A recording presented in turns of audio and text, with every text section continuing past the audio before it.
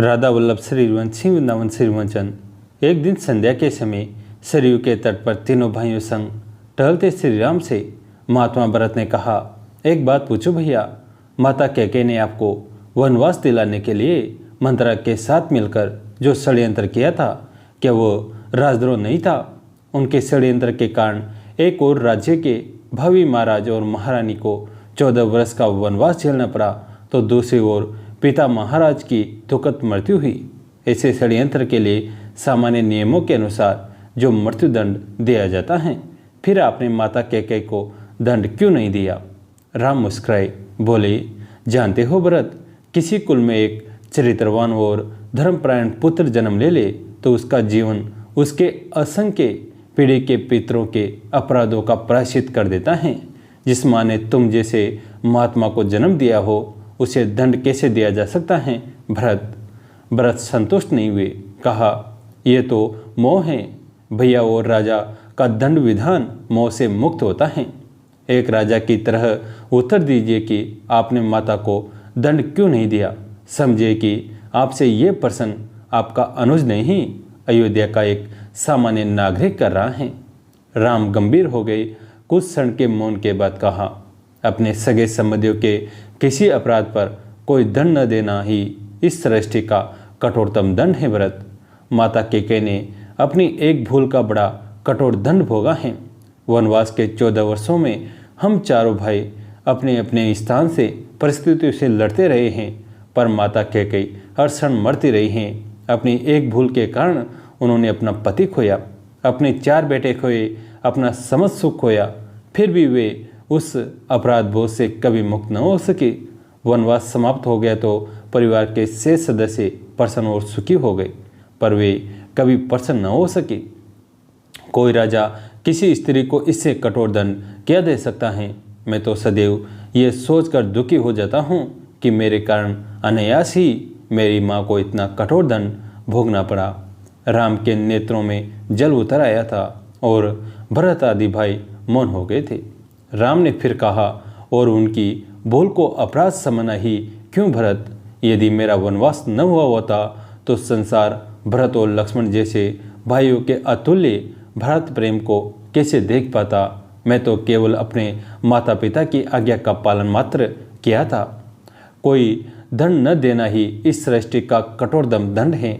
भरत, तुम दोनों ने तो मेरे स्नेह में 14 वर्ष का वनवास भोगा। वनवास न होता तो ये संसार सीखता कैसे कि भाइयों का संबंध होता कैसा है? भरत के प्रसन्न मौन हो गए थे। वे अनायासी बड़े भाई से लिपट गए। राम कोई नारा नहीं है। राम एक आचरण है, एक चरित्र है, एक जीवन जीने की शैली है। बात केवल 250 वर्ष पुरानी है। मधुपुर नामक गांव में एक ब्राह्मण दंपति नारायणकांत और रत्नेश्वरी रहते थे। वे वास्तविक अर्थ में ब्राह्मण थे। सादा, सुखी और संतोषी जीवन। नारायणकांत अध्यापन का कार्य करते और रत्नेश्वरी अपने आंगन में लगे कपास के पौधों से रुई काटकर गांव भर के यजमानों के लिए जनेऊ बनाती रहती और मनी मन बुदबुदाती रहती, मेरो मन राम ही राम रटे रे, राम नाम जप लीजिए मनवा, कोटिक पाप कटे रे। पूर्ण संतोषी जीवन होने पर भी संतान न होने से ब्राह्मणी का हृदय हाहाकार करता रहता। अंत में भगवान वेदनाथ की शरण लेने पर उन्हें विलक्षण गुणों से संपन्न एक कन्या पैदा हुई। नाम रखा लीलावती। दुर्लभ हैं वे लोग जो अपनी संतान के लिए भगवत भक्ति रूपी संपत्ति छोड़ते हैं। नारायणकांत और रत्नेश्वरी का अपनी पुत्री से प्रेम भगवान की भक्ति से लबालब भरा था। इसी कारण लीलावती की जीवनधारा भी सहज ही भक्ति की ओर मुड़ती गई।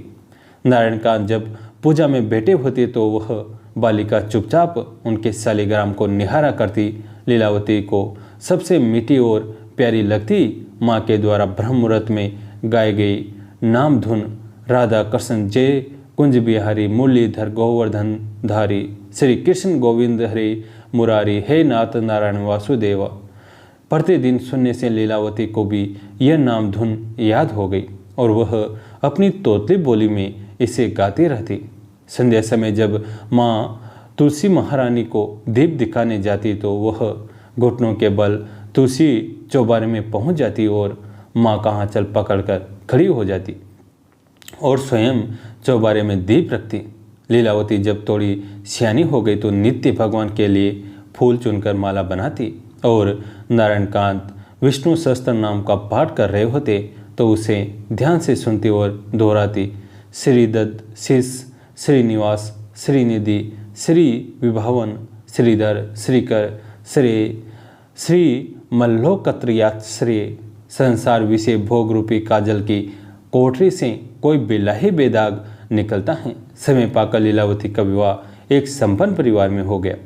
पति राजपुरोहित, घर में लक्ष्मी का विलास, पुत्र पुत्री, दास दासियां, कंचन कामिनी, भोग विलास से प्रलोभन को जीतना बहुत कठिन है। लीलावती भी इस विश्वलहरी में अटक गई। देर तक सोना, घर का कोई काम नहीं करना, इंद्रियों का नियमन नहीं, मुख में भगवान का नाम नहीं, ऐसा विलासपूर्ण दलदल का जीवन मानो भोजन में मक्खी निकल रहे हो। लीलावती पुराने संस्कारों को भूलकर दुनिया के राग रंग में बेसुध बही जा रही थी। प्रभु जिसे अपनाते हैं उसके सारे बंधनों और संबंधों को छिन्न भिन्न करने के लिए ठोकर देते हैं। जगत के प्रलोभन की मदिरा पीकर जीव जब मदमस्त और बेसुध हो जाता है तो दुखों की प्यार भरी मार से प्रभु से होश में लाते हैं। एकाएक लीलावती के गांव में हैजा फैला और उसके पुत्र व पुत्री हैजे की चपेट में आ गए। उनके प्राण अब तब थे।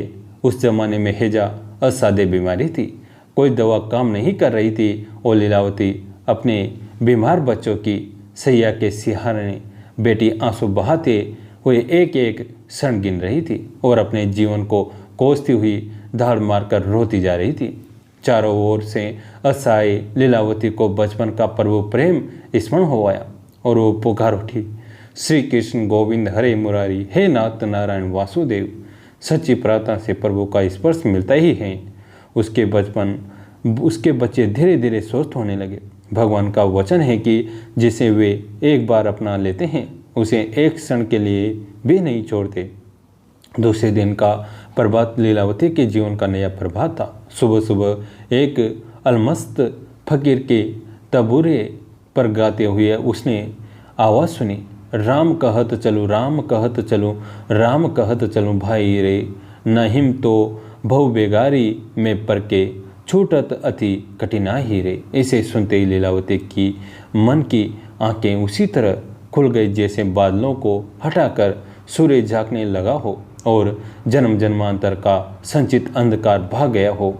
पिता के विष्णु सहस्त्र नाम और माता के नारायण नाम धुन के संस्कार मन में जाग उठे और वो भगवान की सच्ची चेरी बन गई। लीलावती ने भगवान बालकृष्ण की सोने की मूर्ति बनवाकर उसकी प्राण प्रतिष्ठा कराई और नित्य उनका षोडशोपचार पूजन करने लगी। परिवार की सेवा तो वह पले की तरह करती, पर सब कर्मों के केंद्र भगवान हो गए। अब नित्य विष्णु सहस्त्र नाम के पाठ के साथ जीवा पर अखंड नाम स्मरण का चस्का लग गया।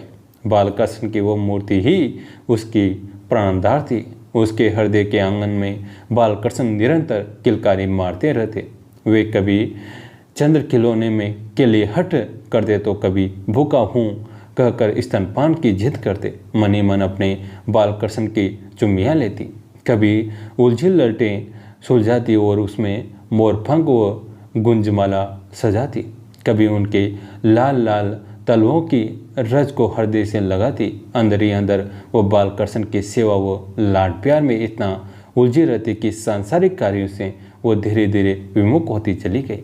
संसार से उसे वैराग्य हो गया था। उसकी प्रगाढ़ साधना से परिवार में भी भक्ति की सुगंध फैल गई। देवोत्थान एकादशी की रात्रि को घर में बालकृष्ण की झांकी सजाकर महोत्सव मनाया गया। परिवार के सभी लोगों ने आधी रात तक जागरण किया, फिर चरणामृत लेकर सब सो गए। मगर लीलावती की आंखों में नींद नहीं थी। उसके हृदय में आज कुछ अजीब तरह की लहरें उठ रही थी, मानो कन्हैया ने उसके आंचल को कस के पकड़ रखा हो और कह रहा हो कि मैं भूखा हूँ, माँ मुझे दूध पिला। उसने ठान लिया कि आज कन्हैया को स्तनपान कराऊंगी ही। जैसे जैसे उसके हृदय में संकल्प की लहरें उठ रही थी, वैसे वैसे उसकी तरसती और बरसती आंखों में देखा कि बालकृष्ण की स्वर्ण प्रतिमा साक्षात बालकृष्ण बन गई और यशोदा का लाल किलकारियां मारने लगा। लीलावती का आंचल दूध की धार से भीग गया। तभी मचलते हुए बालकृष्ण दौड़कर लीलावती के आंचल में प्रवेश कर जाते हैं और माँ से चिपट कर दुग्धपान करने लगते हैं। कलियुगी की यशोदा माँ और उसके बालकृष्ण दोनों ही लाल लड़ाते हुए एक दूसरे की इच्छा पूरी करने लगते हैं। लीलावती को दुर्लभ रतन मिल गया। अब उसकी कोई इच्छा शेष नहीं रह गई। दूसरे दिन प्रातःकाल जब घर वालों ने पूजा घर का द्वार खोला तो देखा कि लीलावती बालकृष्ण की मूर्ति को गोद में चिपटाए बेहोश पड़ी हैं। सदा सदा के लिए बेहोश, किंतु वो बेहोशी इस संसार के होश और होशियार से कहीं ज़्यादा मूल्यवान है, जिसमें उसने सदा सदा के लिए अपने बालकृष्ण को पा लिया और बालकृष्ण ने भी उसका दूध पान कर उसे दूसरी यशोदा माँ का दर्जा दे दिया। माँ जब मुझको कहा, कृष्ण ने तुझ हो गए देव सभी, इतना आदर, इतनी महिमा, इतनी श्रद्धा कहाँ कभी उमड़ा स्नेह सिंधु अंतर में डूब गई आसक्ति अपार, दे गे अपमान कलेश छी विजय मेरा शाश्वत प्यार। राधे राधे। कैसी लगी आज की कथा? अगर अच्छी लगी तो इसे अपने दोस्तों के साथ, फैमिली के साथ शेयर करें। कहानी अंत तक सुनने के लिए आप सभी का तहे दिल से धन्यवाद।